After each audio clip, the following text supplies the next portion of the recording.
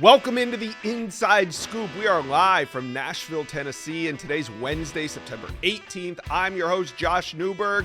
Another busy week of recruiting. We're going to cover it all on this show as we head into another big visit weekend.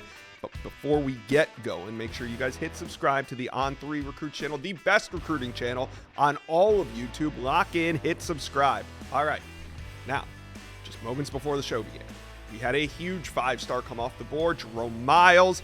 He committed to the USC Trojans, wide receiver out of Utah, big body, 6'4", 215 pounds. And we have a shakeup in the top 20 recruiting rankings. Let's take a look. Ohio State, number 1, Alabama, 2. The top 5 kind of sits with Auburn at 5. That's the only change from the On3 industry rankings. There was a rankings update. Auburn 5, Texas 6. They flip-flop spots for now.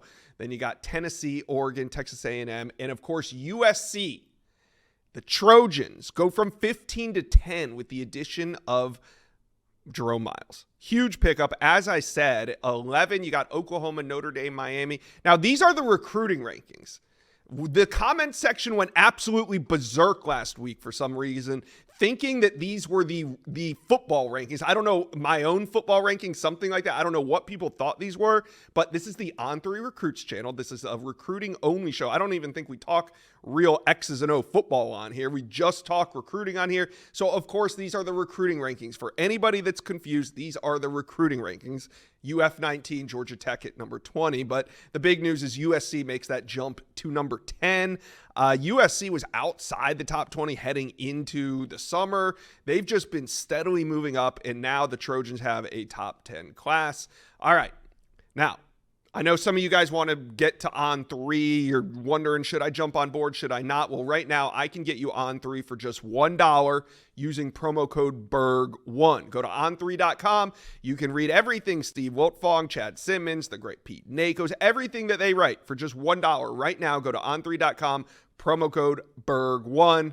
All right, we have a big show today. Let's get to it. We got to talk USC recruiting because just before the show started, huge news, Jerome Miles, top 5 wide receiver in America, just chose the USC Trojans. They landed a 5-star commitment. Lincoln Riley's 20th commitment of the 2025 cycle is a big one. Now, Miles is from Utah. Like I said, top 5 wide receiver in the country. We're going to break this all down. I got Scott Schrader from We Are USC on this video.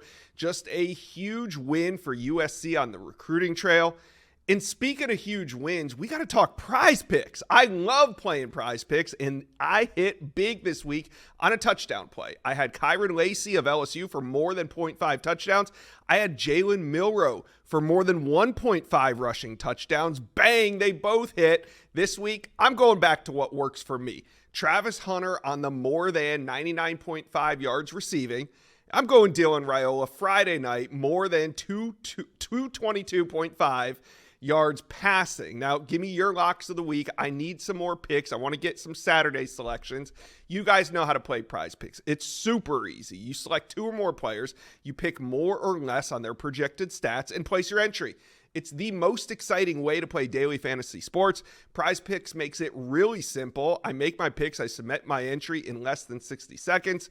Quick withdrawals, easy gameplay makes Prize Picks the #1 daily fantasy sports app. I love it. Prize Picks. I'm going to redeem myself. I need some more picks. I've won some. I've lost some. Guys, drop your locks in. Give me some Saturday selections. I showed you my Travis Hunter with Dylan Raiola pick, but let me know yours, comment section below. Prize Picks, here's what we're going to do. Go to prizepicks.com/inside scoop. Use promo code Inside Scoop and receive a guaranteed $50 when you play 5. So all you got to do is play $5 and you get another $50. So go to prizepicks.com/Inside Scoop and use promo code Inside Scoop. That's Prize Picks, daily fantasy sports made easy. All right. Let's bring on Scott Schrader from We Are SC. And Scott, 5-star wide receiver Jerome Miles comes off the board. He is USC's 20th commitment. How are the Trojans, how is Lincoln Riley able to pull this off? Really, I think they do a really good job of recruiting this staff across the board. I think in years past there were maybe some guys they didn't pursue because of where they were located, just not feeling like they had a shot at getting some guys. And I also think USC's doing as well evaluating the guys they're recruiting as they've done in many, many, many years. So it's just, the relentless pursuit of these guys. I think that there's a lot to sell offensively at USC.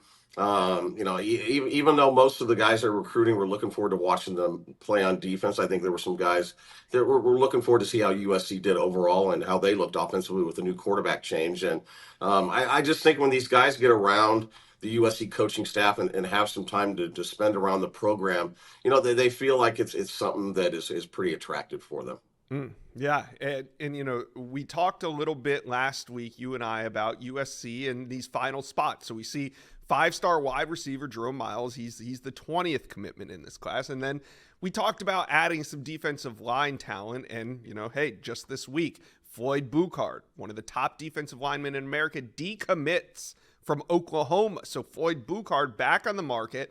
I know USC was kind of involved with him. So was the Miami Hurricanes before he switched to the Sooners or committed to the Sooners. How do you feel now about where the Trojans stand? He was a guy that I actually submitted a USC prediction for while he was finishing up his official visit in June. Mm-hmm. And I thought there might even be a commitment announced fairly soon after that visit, and it never happened. And like you just said, he ended up committing to Oklahoma. All of his choices were great options. Mm-hmm. But as soon as I found out that he had decommitted, I know USC had continued to pursue Eric Henderson. I think what happened with the decommitment was something that was in the works for quite a while, and I'm feeling pretty strong about USC's chances. So do you still have your pick in because, he committed to Oklahoma? It was a bit of a surprise. So did you change your pick, or is it still on USC and maybe on the second time around you can hit on it?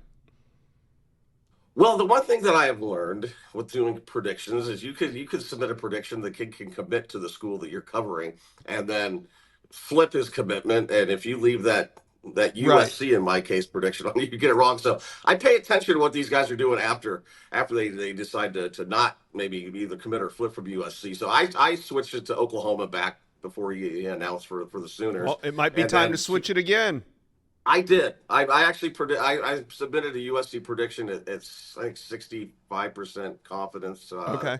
a couple days ago. All right. So what's the next step for Floyd Buchard? I mean, does USC need to get him back on campus in order for this to go down? Or do you think that they did enough during the summer to show Floyd what USC is all about? And maybe they can just, recruit him via phone, telephone, all that. I haven't really had conversations about like a when part of getting him back on campus, but yes, it's a big priority to get him back on campus. And I think going forward with USC and the out of state guys, they're going to put a premium on trying to get him out there, like 3 times before they would ultimately sign. I know that's not going to be the case, obviously, with everybody, but it's a lot easier to get these guys out to whatever school that you're coaching at nowadays with NIL and whatnot. So, yeah, it's a big priority to get them out there. I mean, you got to get these guys feeling as comfortable as they can when they're, one trip out to USC. Guys do commit and they do stick with them, but the chances when it comes down to crunch time and actually signing the paper, you need that comfort level's got to be extremely high for somebody like Floyd Buchard. Yeah, you got to get a certain amount of points of contact in person for you to really feel good about that relationship going forward. All right, so we talked last week about these final spots, and now it gets even tighter with Jerome Miles now committing 20 total commitments, as I said, for USC. So, Scott, how do you think Lincoln Riley will deal with these final spots? Does he wait and see if any under the radar names emerge this fall? Does he put the scholarships in his back pocket and go to the transfer portal in the offseason, or does Lincoln Riley double back on a few of these top guys that maybe committed elsewhere that they lost out on and try to flip them? There's a combination of guys that are committed to other schools and then guys that kind of have emerged through evaluating them as the season's gone on. Some schools have already played like 5 games, so that's a pretty good sample size. Usually they typically wait for 3 games and then schools will send off the huddle film or whatever they have to the coaches. But they're hoping to add a couple more offensive linemen, and there's a Tennessee commitment in Douglas Utu from Bishop Gorman that they're pursuing, hoping to get him out for an official visit. I still know they're talking to Aaron Dunn, who committed to Utah. The day before he announced for Utah, we thought he was going to end up at USC. So there's guys like that. On Friday, I'll go see Alex Graham cornerback commit to for Colorado. Doug Belk might be there to see him, so they're still pursuing him. Dorian Brew committed to Oregon, another cornerback. So there are guys that I think most of the guys that they would hope to add to the 2025 recruiting class are actually committed to other schools. And another kid that I should mention from right here in Georgia, I'm in Atlanta still, is Joseph Mbachu. I don't know how to say his last name. Mbachu, yeah, he's out of Georgia, yeah. Committed to Florida. He's committed to Florida.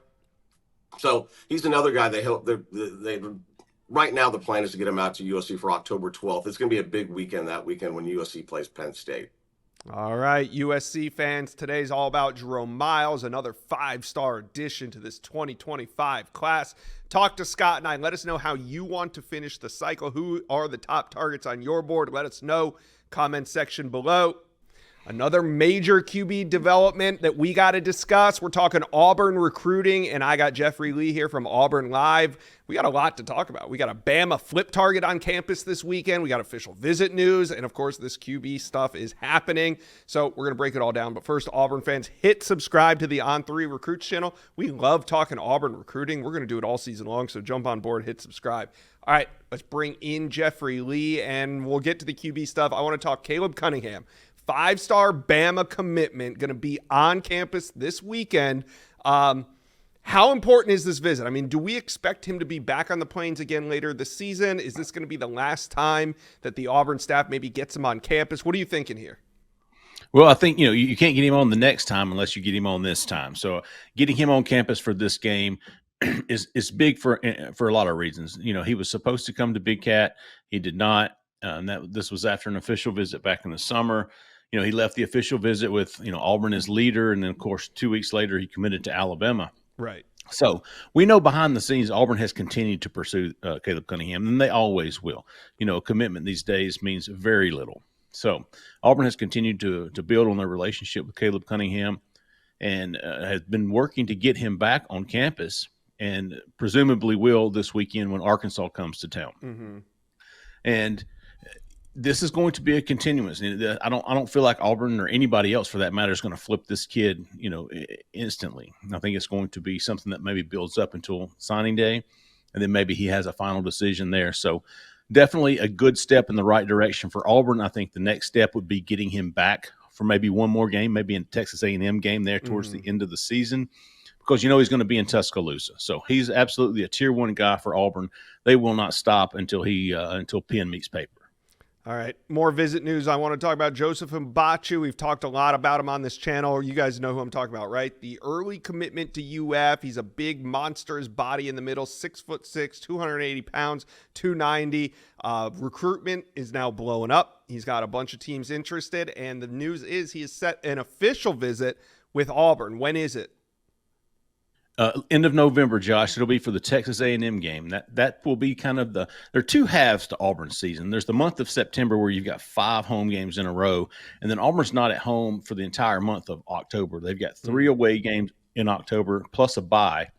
So at no point in October will they have games. So getting that second half of the season of their home schedule, you've got Vanderbilt, you've got La Monroe, and you've got Texas A&M. So Texas A&M is kind of like the Oklahoma of the second half. So getting him back for that, after having him back on campus, I believe for the Cal game, is very big for Auburn. They love this guy. Auburn absolutely loves this guy. They love his potential. They love his ceiling. They love what they've seen from him from the first 3 to 4 weeks of his first season of playing football. So he is a high priority for Auburn. All right, so let's get to this QB drama. We've talked a lot about Deuce Knight on this channel. We thought we've had him on Flip Watch for about 5 or 6 weeks. The Notre Dame commitment has not announced anything either way, and at this point, it looks like Auburn is reaching out to more options. Quarterback Luke Nickel told Chad Simmons this week that he's been in contact with Auburn. Why? What's going on with Luke Nickel and Auburn? What's going on with Deuce Knight and Auburn? Yeah, well, it goes back to Big Cat. We've talked about that weekend a lot here, but Deuce comes to Auburn on Big Cat, and his family comes to Auburn that morning. He comes to Auburn later that evening. A lot of buzz around, the recruitment, and maybe a potential flip is coming, and nothing really happens. And then you're hearing maybe late August. and nothing happens. And then here he comes for the first game of the season. Nothing happens. He comes back for the second game of the season. Nothing happens. And then he schedules an official visit to Auburn for the Oklahoma game, September the 28th. However, Notre Dame's big home game this season will be Louisville on the same day. So it'll be interesting to see what he does. Will he visit Auburn? Will he visit Notre Dame? I think Auburn's doing their due diligence. I think they're looking at what happens if he doesn't flip. And I think, doing having somebody at least gauged, hey, Luke, are you interested? Is there a possibility we could get you in on the official visit? Because Auburn absolutely wants a quarterback in this class. They flirted with Juju Lewis. Well, they didn't flirt with him. They went after him and then kind of backed off there towards the end. KJ Lacey is a name we've heard for over a year now. So those two guys, and then you've got Deuce Knight. Well, with things starting, I wouldn't say fade, because I think we all still think it's Auburn. Although none of us, and when I say us, me, Cole, Steve Wiltfong, Chad Simmons, all of us who've been following this recruitment, we still think it's Auburn. But, man, the confidence level from everyone, including myself, I had it at 50-50 at one point last week, and then he schedules an official visit and kind of got up to 55. So it's going to be telling. We're going to have to wait and see on Deuce. What's he going to do that weekend? If he comes back to Auburn, I'm feeling a lot better about Auburn's chances. If he goes to Notre Dame, I'm understanding now why Auburn contacted Luke Nickel. Okay, and let's don't forget, Josh, Luke Nickel is a teammate of Ryan G., Auburn tight end commitment. He's also the teammate of four-star wide receiver C.J. Wiley, who's committed to Florida State, who is an absolute and always has been a major Auburn target. Mm-hmm. Of course, you could say that for a couple of schools, including Georgia and Tennessee, but it would never hurt to have a guy like Luke Nickel in your class if you were still pushing for a C.J. Wiley. And Luke Nickel they run a system there at Milton, an offensive system very similar to what Hugh Freeze does at Auburn. So there's a lot of interest there in Luke Nickel. We'll see how it develops, and it's going to be a tough. Even Chad Simmons, will say this. He's pretty locked in with Miami. Yeah, that was going to be my next question. I mean, where do you think Luke Nickel's head is? Because I know he's been spotted on the sidelines throwing up the U. He's saying the right things, but what are you hearing behind the scenes on this one? It's going to be tough. Don't get me wrong. That Milton is right down, right up 85 from Auburn. So it's a short drive. Isn't easy. It's in the SEC. These kids around here love to play in the SEC. But Miami and the loyalty to Mario Cristobal for taking his commitment when not even North Carolina would take his commitment, for believing in him early, for sticking with him, for standing by him, believing in him early. There's a lot of loyalty there, from what I'm told, with Mario Cristobal and that Miami program. So it's not like, it's not like Auburn's going, well, we can go get that guy. It's not going to be that easy. You're going to have to work. You're going to have to build relationships that you really haven't been, nurturing to this point. This is kind of a new name for us, for the people covering Auburn. So it's not like Auburn's been recruiting this guy like they have been with KJ Lacey, like they have been with Juju Lewis. This is a new relationship as far as we know. And so it's not going to be an easy flip. I think the most you take away from this, Josh, is that Auburn contacted another quarterback. And I think that's very, very telling with their confidence in Deuce Knight, and maybe them joining us and losing a little bit of confidence in their ability to flip him. Yeah, I mean, we've moved from being an if not when situation to, is he going to flip? And now looking at other options. So, yeah, I consider this a major development on Auburn's QB board. Auburn fans, talk to us. How do you guys feel? What do you think about Deuce Knight? Are you guys still hot on Deuce Knight? What do you think of Luke Nickel? Who is your top QB target? Let us know. Comment section below.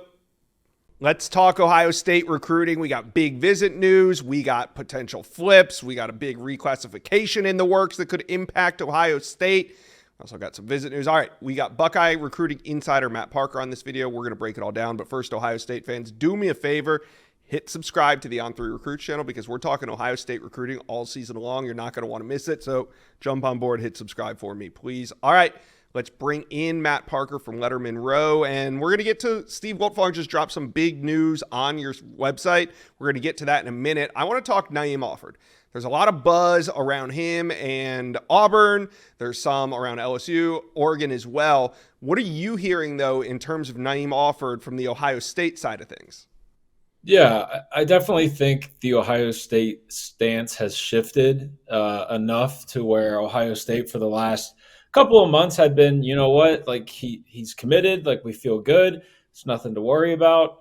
And now that pulse has started to change just a little bit here. Ohio State is now kind of acknowledging, or at least feeling, I guess, a little bit of the heat of Naeem Offord, the 5-star plus cornerback, potentially leaving the class.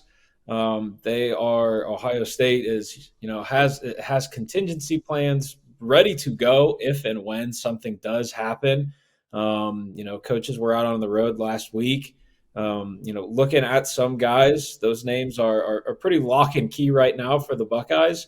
But, for as much as we talk about Naeem Offord, continuing to visit Auburn, I know he's going to Oregon for the Oregon-Ohio State game, which is kind of a nice advantage for Ohio State if you really think about it. An opportunity to see both teams that he's interested in, one of which he's committed to. He's slated to be at the Ohio State-Iowa game on October 5th, pending the kickoff time. That's still to be determined, the kickoff time for that game. We're all kind of expecting a night game in Columbus, which would likely put Offord on campus for that. But the heat's a little real up here in Columbus as far as Naeem Offord goes. But for now, the main thing is that he is committed to Ohio State. He maintains a very, very good relationship with cornerback coach Tim Walton. His parents really, really like Tim Walton. That's a guy that, they feel really comfortable sending their son to Columbus to play for Tim Walton. But it's really, Josh, until December, it's going to be a battle. Yeah, they really need to get him on campus for that October visit. Just kind of stem the tide of what's been building in the state of Alabama with the in-state team Auburn Tigers. All right, Steve Lutfong, big news on a premier offensive tackle. He just dropped this on Letterman Row. Damola Ejidahun, he's an on 300 offensive tackle, committed to Georgia Tech. His recruitment is blowing up. I know the Georgia Bulldogs are interested here, but today the big news is Ohio State. What are you hearing on Damola Ejidahun and the Buckeyes? Yeah, this was a name that Ohio State offered him at the tail end of last week. And he's got the tackle size that Ohio State is looking for, about 6'5", north of 300 pounds. Watching the tape, he's athletic enough to play in this Chip Kelly offense that Ohio State certainly moves the guys around. The biggest thing here, Josh, is that Ohio State offered him the tail end of last week, and they're already working on visit plans to get him and his family up here for either likely, again, the Iowa game or the Nebraska game. It really just depends on the kickoff time and who's carrying the game and stuff like that. But we won't know those things for another couple of weeks, unfortunately. So this is a situation very much in flux. But if Ohio State can get into this recruitment, I'm not going to discount Ohio State from the standpoint of just the fact that offensive tackle is such a position of need for Ohio State. The Buckeyes are very likely to have both of their starting offensive tackles on its current offensive line head to the NFL at the end of this season, and so there's a really good opportunity for early playing time here. And you can't discount Ohio State for what it can do on and off the field as far as development and NIL opportunities and stuff like that. So once again, that Iowa game we have circled as a potential visit, and this would be an official visit is my understanding. So we have that Iowa game to look at, the Nebraska game to look at. October is going to be a very busy month for the Buckeyes. Yeah, you wondered which direction Ohio State was going to go after they missed on David Sanders. They kind of took a minute to kind of regroup, but now you can kind of see they're rolling out a plan to fill that need at offensive tackle. This weekend, you mentioned how the game times need to be later to get recruits on campus. This weekend, early game, it's always hard for recruits to make that turnaround from Friday night to get onto campus early, but there's one important visitor, Jarquez Carter. He is coming to Columbus this weekend. That's important because Jarquez Carter, he's from the state of Florida, committed to Ohio State, but he's continually showed up in Gainesville this year to watch the Gators. What are you hearing on Jarquez Carter? Yeah, Josh, I'd actually just spoken to him before you and I have started speaking here. And that was one of the things that I had asked him was just, hey, you're committed to Ohio State. What's the big pull checking out Florida all the time and, maybe some other schools. And he put it pretty simply. He said, I'm 100% committed to Ohio State. That's where I'm going to go to. I committed to Larry Johnson. That's, who I'm going to play for. I just want to have fun and be a kid.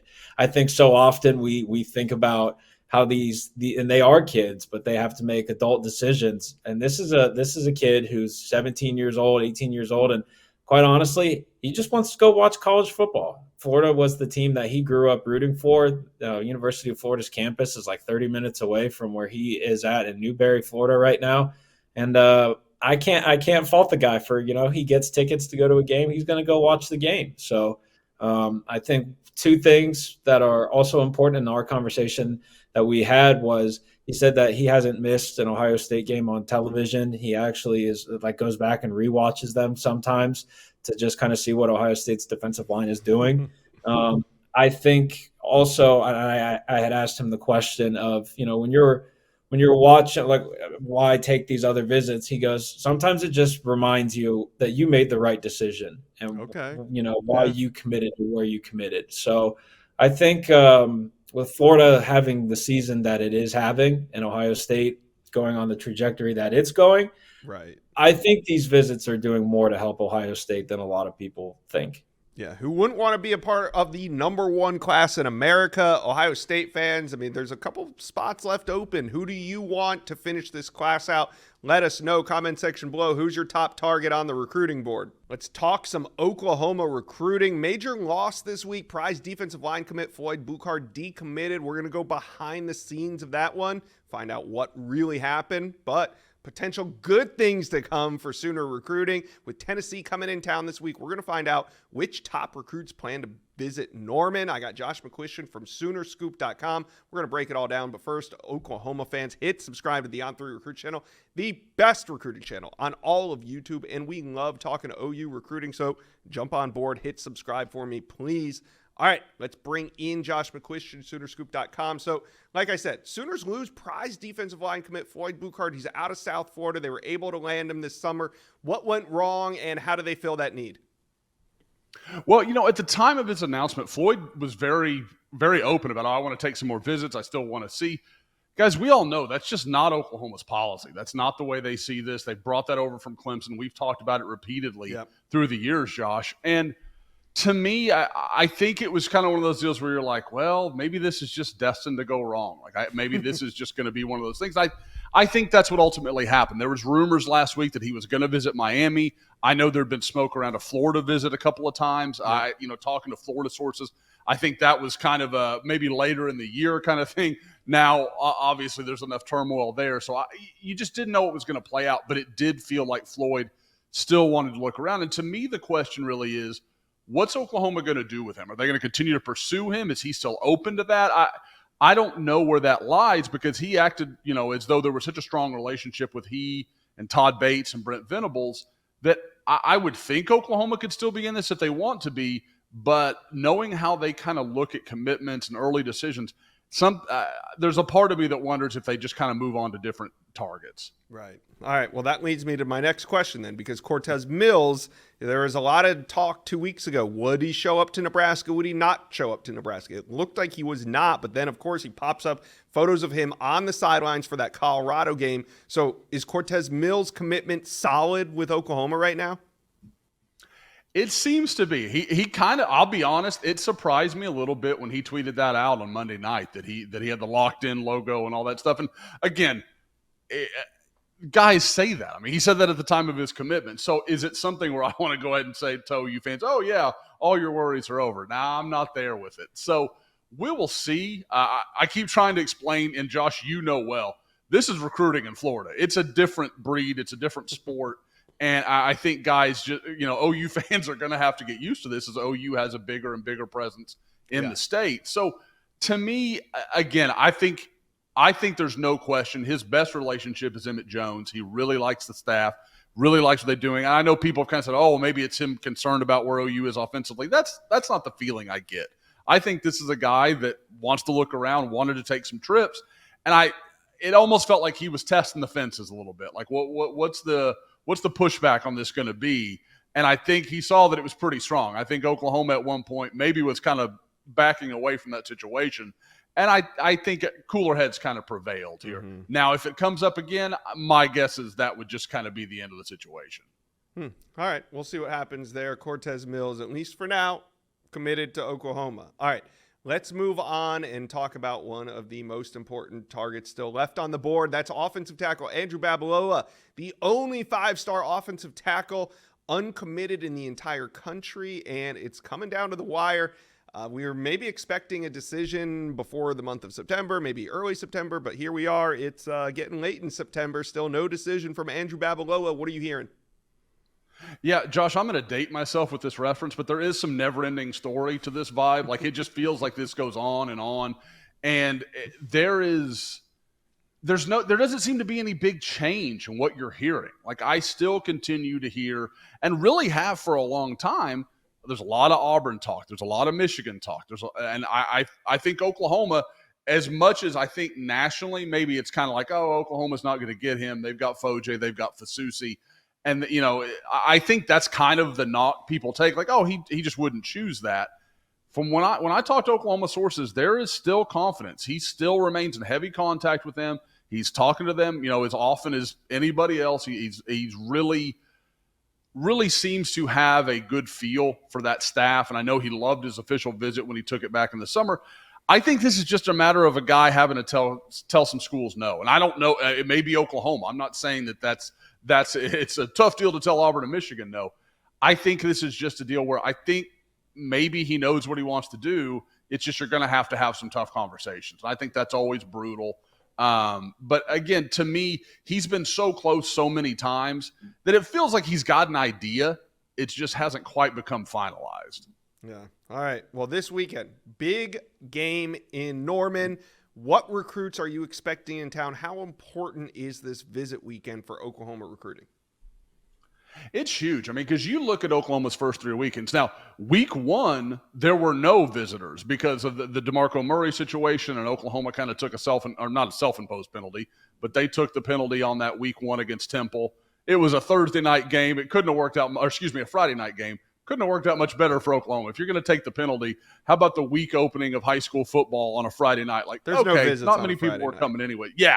Like, what are you really hurting yourself with there? So I think that worked out fine. The next 2 weeks have been light. A lot of commitments, a lot of just guys that you would expect to see around campus. This is the one they've been building to, though. This one, and then obviously you have Alabama again later in the season. I think those are going to be the two that Oklahoma really hits. In 2025, you're not going to see much. We talked about Andrew Babalola. To my knowledge, he will not be on campus this weekend. So there's really not a lot in play for Oklahoma in 2025 unless they make some new offers based on, the Floyd Buchard situation and some of the things we've already talked about. But as of right now, Babalola is really their one guy still completely in play. So if he's not there, it just kind of shifts to 2026, where I'm expecting to see Jaden O'Neal, the 2026 quarterback commitment, and then as well as in-state guys like Mason James and Caden Jones. Obviously, since Brent Venables arrived, they've made a big deal out of landing in-state guys, making sure those guys know their priorities for them. And Caden Jones is an Oklahoma legacy. His father played there in the 2000s under Brent Venables and Bob Stoops. Mason James is a guy that's been all over the country, but seems to really, really like Oklahoma, really likes, again, Emmett Jones is becoming one of the better recruiters on this Oklahoma staff. He's a big-time guy. So I think you see that. And then one of the more interesting ones, as early as it may be, is 2027 quarterback Trey Taylor, who was Oklahoma's first quarterback offer in that class. He's expected to come down from Chicago this weekend and make this visit. It'll be his first game in Norman. He's been down a couple times over the summer. So with Oklahoma already having O'Neal in the boat, they can shift that focus to 2027 and even beyond. But, other guys like Deuce Gerald's, T.I. Umukase from Colorado. So it's a good, really strong list. I don't know that it's got the big pop kind of stars that maybe some were expecting. Well, you know what helps recruiting? Winning. So Oklahoma fans, chime in. Let us know. Comment section below. Give us your score predictions. How many points does Oklahoma win by on Saturday? Let us know. Comment section below. On3 rankings update. New 5-stars are added. Some big movers. I got Charles Power here, Director of Scouting Ranking. In this video, we're going to unveil the new 5-stars. We're going to discuss a few of the big movers in the latest On3 rankings update. But first, guys, hit subscribe to the On3 Recruit channel. We're here talking recruiting all season long, so jump on board, hit subscribe. All right, let's get into the new 5-stars.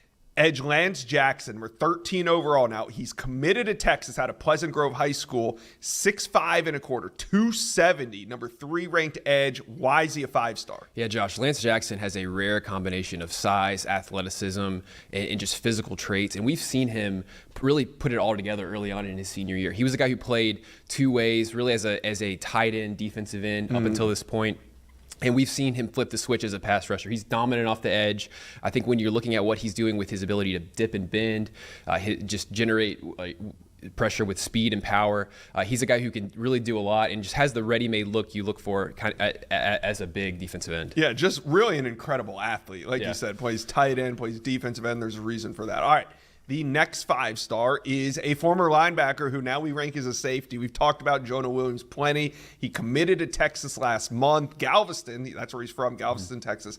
6'3", 206, so you can see why he kind of used to play the linebacker position, but now he's ranked as a safety. But why now is he a 5-star? Yeah, Jonah Williams is an elite athlete who is an just outstanding playmaker at the high school level. He is a 3-phase game changer. He's playing receiver, safety, return man. I think I watched one of his first games this year. I think he scored about almost every way possible. And he's just an awesome high school football player who is an elite athlete. We project him as a safety. I think he has, the high-end athleticism of a top like free safety or even corner in the frame of a linebacker. So it has the potential to be a movable chess piece for defensive coordinators and just really be a weapon on defense. Yeah, absolutely. All right, let's head down to the state of Louisiana where we're talking about the number 1 running back in America, Harlem Barry, at number 17 overall, 5'10", 182, just an absolute speedster. He's now a 5-star. Talk about it.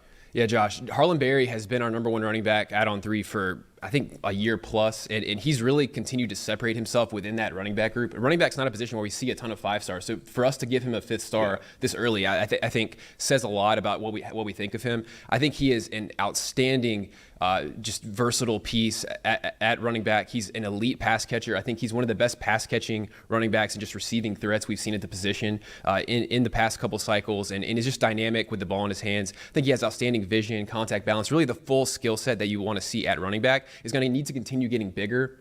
But it really kind of reminds us a little bit of, Jamal Charles, Reggie Bush, more recently Jahmyr Gibbs, guys that kind of played at around 200 pounds and just were outstanding at making defenders miss. And I think when you look at LSU, we saw Caden Durham, a true freshman, this week have a revelatory showing against South Carolina. And you look at what Frank Wilson, who's one of the best recruiters at the position, really kind of in the past 20 years, he's back at LSU, and I think he's doing a really good job of rebuilding that running back room, adding Harlem Barry to the mix. Yeah, and he has some world-class track speed as well. How much does that factor in when you evaluate a running back? Yeah, I think straight line speed certainly is important. I think when you look at top running backs, top draft picks, the ability to pull away, I think is huge. But Harlem Barry checks really almost all the boxes. With just the straight line speed, the production, and just the overall skill set and the versatility he brings as well. So he's a really exciting offensive weapon. All right, now let's talk some big movers. We got up first, another Texas commitment, Elijah Barnes. Now, we've been talking about Elijah Barnes a lot on this channel. He took a visit to Oregon a couple weeks ago. He's back at Texas this weekend, committed to the Longhorns. Elijah Barnes now On3's number 1 linebacker. Yeah, so this is the main change that we saw at the top of a position in this update. Elijah Barnes is now our number 1 linebacker at On3. I had a chance to watch several of his games this year, and he just pops off the film. He is 6'1", 230 pounds, runs a 10.9, 100 meters, and he plays that fast on Friday nights, just flying around. He's extremely physical, plays with great effort level. He's making plays sideline to sideline, has the athleticism to drop back in coverage, and really I think is a dominant run defender. So there's a ton he can do. He really has the complete skill set that you look for at linebacker, and I think when we're looking at this linebacker group, he separated himself with how he's played in the first 3 or 4 games of the season. Yeah, and if it sounds like we're talking about a lot of Longhorn recruits, well, they have a top 5 class, so it makes sense. All right, let's talk about an uncommitted prospect. Wide receiver Jerome Miles. He's uncommitted until Wednesday. He's set to make his decision this Wednesday. Now, Jerome Miles moves from 143 all the way up to 34. Jerome Miles not only trending in our rankings, but also, this season in the last 4 weeks, he's picked up an offer from Georgia, Ohio State. So other people are also catching on to the wide receiver from Utah. Yeah, Jerome Miles is a guy who has elite physical ability. He's 6'3", 215 pounds, set the Utah state record in the 100 meters with a 10.36, and was a guy who missed a good chunk of his junior year. So we were eager to see what he looks like early on as a senior, and he just had a fantastic start to his season. Torched IMG Academy in an upset win with multiple touchdowns. I believe he had 3 touchdowns in that game, and has shown a complete skill set at receiver. He's a deep threat. He's dangerous after the catch. He can win at the catch point. So much to like about Jerome Miles. He's currently kind of in limbo for the rest of the season with the knee injury, so we don't really know how much more we're going to see from him, but just really an exciting prospect, a guy who's much younger for the class as well, really would be a young class of 2026 prospect. So this is a guy who's extremely young, continuing to get better, and certainly an exciting talent. Yeah, huge ceiling there. All right, let's talk a little bit about these quarterbacks that moved up just a bit.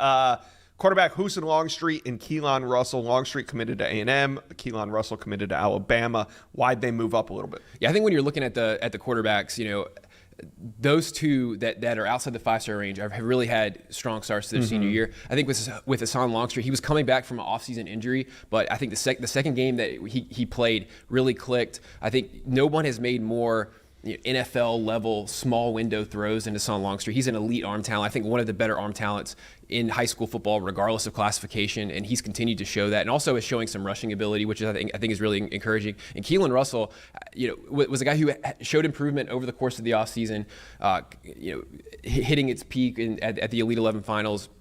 And early on in his senior year has continued to look really good. I think he's shown outstanding pocket presence, just ability to get the ball out quickly, get the ball to his playmakers, improved playmaking or increased playmaking, I should say. So I think those two have really put some encouraging game film, so far. All right, last prospect I want to talk about made his debut on the On3 rankings. That's linebacker Kellen Wiley. He goes to Powerhouse Armwood High School there in Tampa. We've talked about him a bit on this channel. Miami fans, you guys should recognize this name. He's been on campus a couple times already this season. It seems like Miami is the program that's out front in his recruitment. Why is he making his debut right now? Yeah, so Kellen Wiley is a guy who's come on the radar. Josh, every year we see 5 to 10 senior risers who kind of materialize out of nowhere. Kellen Wiley is that guy in this update. He has just a great combination of size and physicality. He's 6'3.5", 220 pounds, elite length. And when you watch him on Friday nights, he is lighting people up at Armwood. Just a big time striker, just extreme physical presence. So his film, when everyone sees it, you're going to understand why he moved up. It's really exciting. It's not a tough one to parse. We're not having to split hairs. Yeah. This guy's a big time hitter at linebacker and is playing at a high level and has the athleticism to run sideline to sideline. Yeah, they played a big conference there down in Florida. So let us know, how do you guys feel about the new rankings updates? Is there anybody that we're missing? Who do you think should be the next 5-star? Let us know, comment section below. Charles, this was a really important ranking because about a quarter to half of the high school season's over. So in terms of upcoming rankings updates, how many more can we expect, and when will the next one be? Yeah, we'll have 2 more rankings. We'll have one prior to the early signing period, and that'll be kind of the further look at the senior year, and then we have one in January at the conclusion of national all-star games and senior year. So a lot of football left to be played, but this is kind of an early snapshot of what we've seen from these guys. Getting it dialed in with the rankings. You guys see it. Let us know how you think about it. Comment section below.